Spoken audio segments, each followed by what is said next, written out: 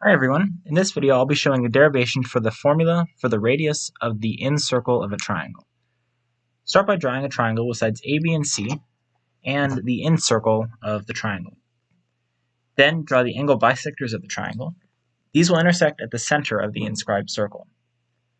The sides of the triangle and the angle bisectors divide the triangle into three smaller triangles, and we can find the area of these triangles by drawing the radii that intersect where the sides are tangent to the circle.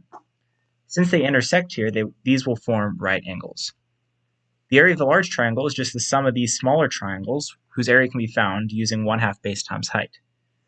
Factoring out an r over 2 gives us r over 2 times the sum of the sides, which of course just gives us the radius times the semi-perimeter, and rearranging gives that the radius of the inscribed circle is the area of the triangle divided by its semi-perimeter.